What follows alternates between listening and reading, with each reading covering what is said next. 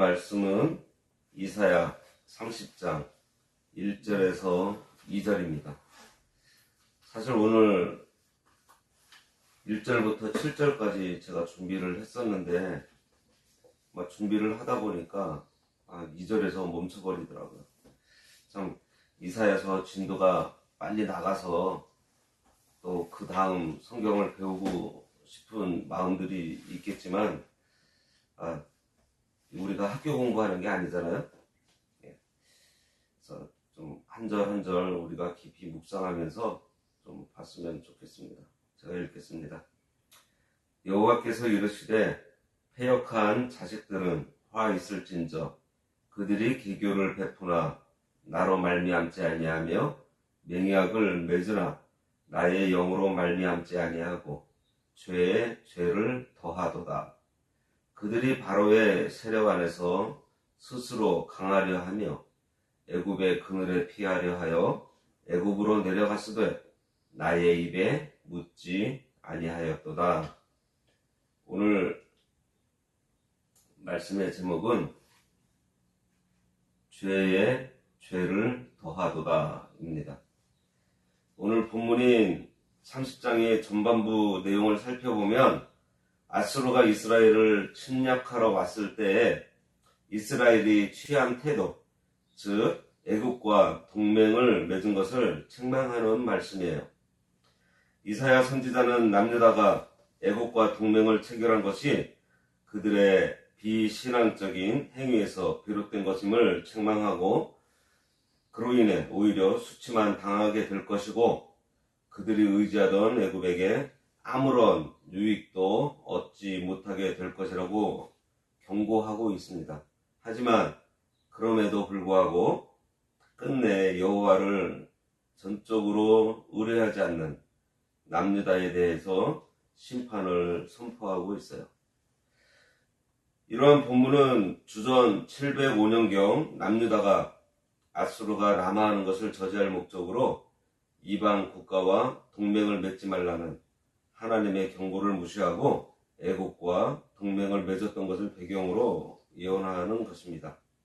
이 예언대로 남유다는 주전 701년 하나님의 심판의 도구로 사용된 아수르의 침공을 받게 되었고 이때 남유다는 그들이 의지했던 애굽으로부터 아무런 도움도 받지 못하는 큰 수치를 당하게 됩니다.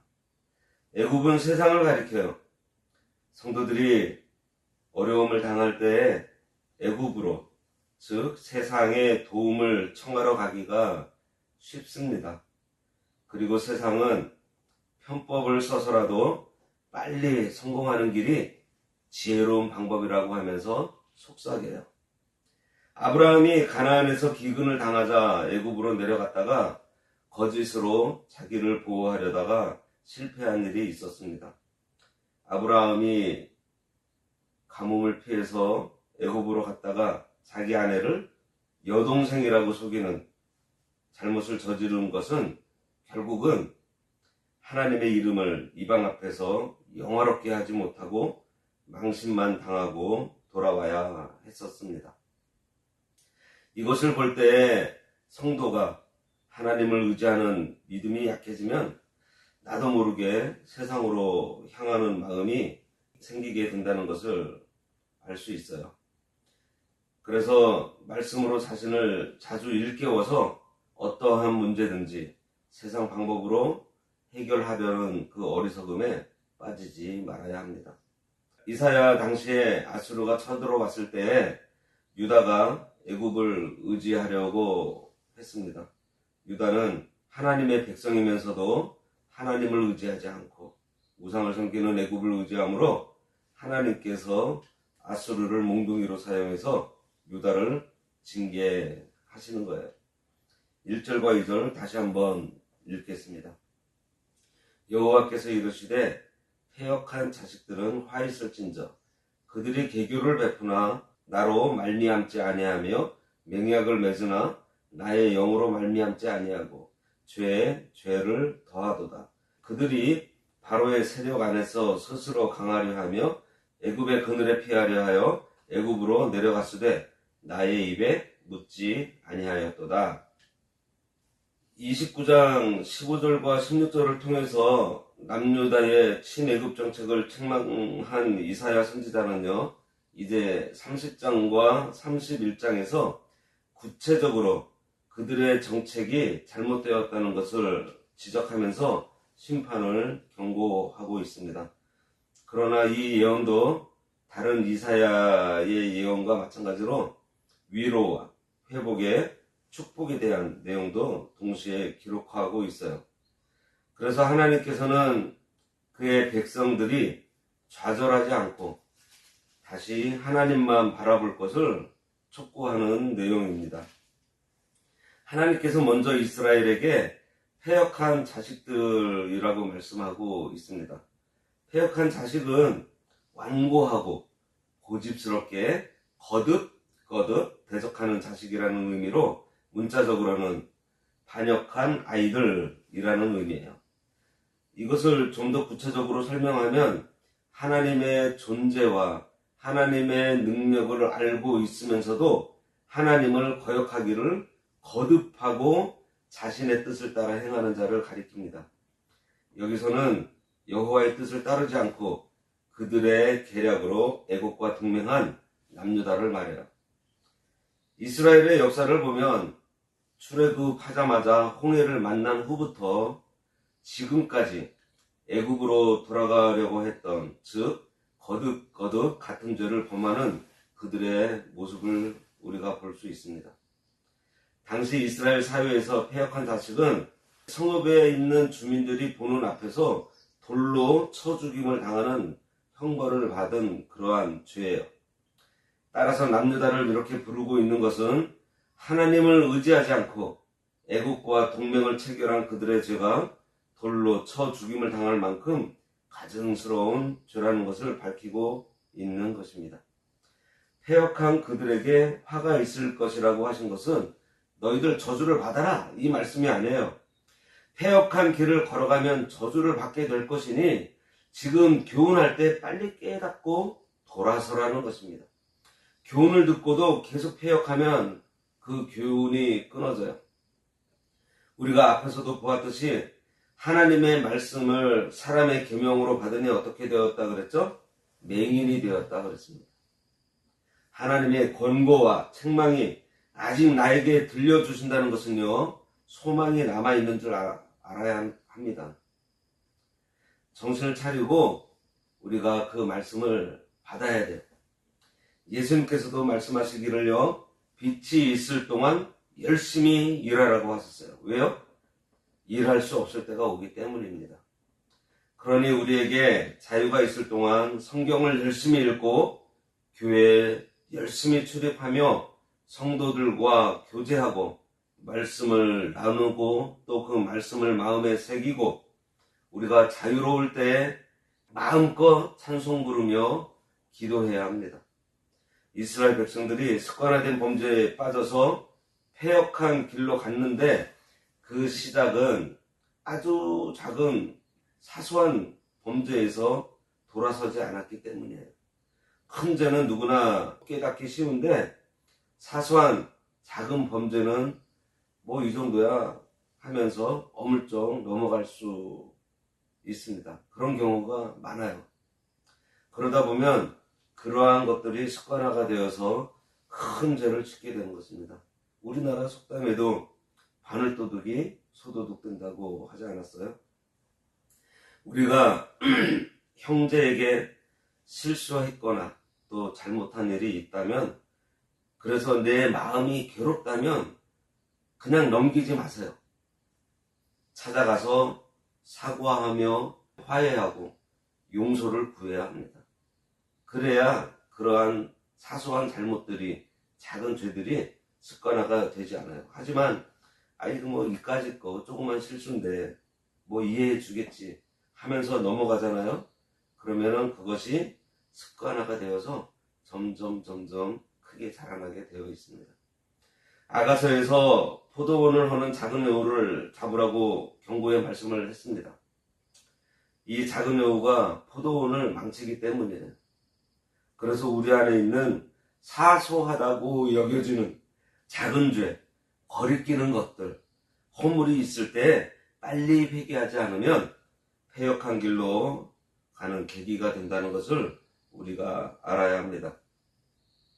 그들이 개교를 베푼다 그랬습니다. 개교는요, 인간적인 계획으로 남유다가 하나님의 심판의 도구로 사용된 아수르의 침략에 대비해서 애굽의 힘을 빌려 외침을 방비하고 안정을 도모하고자 애굽과 동맹을 맺기 위한 사절단을 보낸 것을 얘기를 해요. 이게 앞에 29장에 나오죠. 이는 오직 하나님만 의지하고 섬겨야 할 하나님의 백성이라는 남유다가 하나님의 자리에 애굽을 딱 갖다 두는 잘못을 범한 것입니다. 그러니 하나님의 심판을 받게 된 죄악이 되어버렸어요. 인본주의를 써서 계책을 짜내서 자기의 어려움을 해결해 보려고 꾀를 내어 기술을 부린 것, 애국과 동맹을 맺는 것이었습니다. 그래서 강대국 애굽에 선물을 주면서 도움을 청한 거예요. 바로 이어서 뭐라고 나오죠? 개교를 베푸나 나로 말미암지 아니하며 맹약을 맺으나 나의 영으로 말미암지 아니하고 이렇게 말씀하고 있습니다. 개교와 맹약이 모두 하나님으로 말미암지 않은 계획이고 맹약이라는 거예요. 맹약은 애국과 조약을 맺는 것으로 혹시 혈맹이라는 말 들어보셨나요? 이것은 서로 다른 나라이지만 전쟁이 났을 때 하나가 된다는 거예요. 한 나라가. 이들이 이렇게 철저하게 맹약을 맺었지만 그것이 하나님께서 허락하시고 또 하나님께서 감동해서 주신 맹약이 아니라는 것입니다. 출애굽기 13장 17절에 보면요, 하나님의 백성은 다시 애굽으로 돌아가지 말라고 말씀하셨어요. 그러니 애굽을 의지하는 것은요, 하나님의 말씀을 거역하는 것이고 하나님의 뜻을 어기는 것입니다. 그런데도 불구하고 그들이 바로의 세력을 의지해서 애굽의 그늘에 피하려고 애굽으로 내려갔지만 그 일을 할 때 하나님께 묻지 아니하였으니 죄에 죄를 더했다고 말씀하고 있어요. 유다의 죄는 결국 하나님께 묻지 않은 죄입니다. 결국 남유다의 죄는 그들의 애국과 동맹 관계를 맺은 것 자체에 있는 것이 아니고요, 하나님의 뜻을 물어보지 않았다는데, 하나님의 뜻을 구하지 않았다는데 있다는 거예요. 여기서 나의 입은 이사야 선지자를 가리켜요. 남유다의 위정자들은요, 이사야 선지자를 속이고 애국과 동맹을 맺기 위해서 이사야 29장 15절 16절에 보면 사절단을 애굽에 몰래 파견을 합니다. 이것은 그들을 조송하시고 지금까지 은혜로 인도하셨던 하나님 여호와를 무시하고 멸시한 행위로서 마땅히 심판받아야 할 일인 거예요. 오늘 본문에서 성도들은 모든 일에서 하나님의 뜻을 구하고 하나님의 뜻을 따라 행해야 할 것을 교훈받습니다. 우리가 무슨 일을 할 때 하나님께 기도 한마디 하지 않고 자기 생각과 계획대로만 행하는 것이 바로 여기서처럼 죄에 죄를 더하는 거예요. 그런 죄악이 습관화되어 반복해서 저지르는 것이 바로 패역한 것입니다. 믿음의 조상 중 하나님께 묻지 않고 자기 생각대로만 애굽으로 내려갔다가 세상으로 갔다가 실패한 사람들이 많이 있어요. 아브라함이 그러했고요. 이삭은 애굽으로 가려고 했지만 하나님께서 막으셨죠. 그렇지만 그랄에 있다가 이삭도 실패했습니다. 나오미는 흉년이 들자 세상의 모압으로 갔다가 남편을 잃고 두 아들도 잃고 돌아오게 되었습니다. 그들은 어려움이 닥쳤을 때 하나님께 묻지 않고 자기 생각대로 이방으로 갔던 거예요. 그때 만약 하나님 흉년이 심하니 제가 애굽으로 가야 할까요? 모압으로 내려가야 할까요? 라고 기도했더라면 하나님께서 알려주셨겠죠. 가라고 하셨을 수도 있고 아니면 막으셨을 수도 있습니다. 하나님께서는 어려울 때 기도하라고 하시는데 기도하지 않으니 하나님 앞에 범죄한 것입니다. 기도하지 않는 것이 죄예요. 사무엘은 뭐라고 그랬죠? 내가 기도하기를 쉬는 죄를 짓지 않겠다고 말했습니다. 어려울 때 구하고 찾고 두드리라고 했는데 구하지 않는다면 그것이 바로 죄인 거예요. 그러니 죄를 더한다는 것은요, 바로 기도하지 않는 죄에 하나님의 뜻을 순종하지 않는 죄를 지었다는 말씀입니다.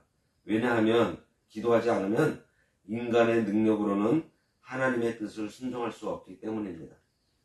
우리에게 어려운 문제가 있다면 먼저 하나님께 구하시기 바랍니다. 피난처이신 하나님께로 피하시기 바랍니다.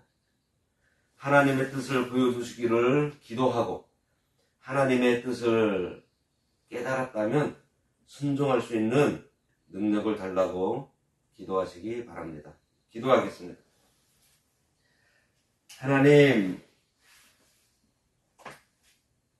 하나님을 의지하지 않고 세상과 애굽을 의지함으로 하나님의 경고를 듣는 남유다의 모습이 우리들의 모습임을 고백합니다.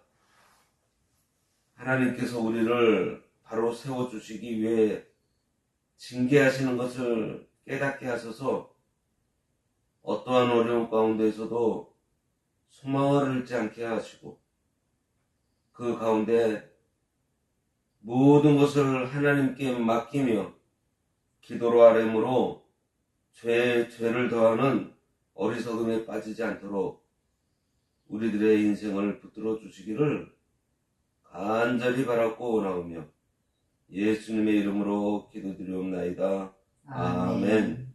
하늘에 계신 우리 아버지여, 이름이 거룩히 여김을 받으시오며 나라가 임하시오며 뜻이 하늘에서 이루어진 것 같이 땅에서도 이루어지이다. 오늘날 우리에게 일용할 양식을 주옵시고 우리가 우리에게 죄 지은 자를 사하여 준 것 같이 우리 죄를 사하여 주옵시고 우리를 시험에 들게 하지 마옵시고 다만 악에서 구하옵소서.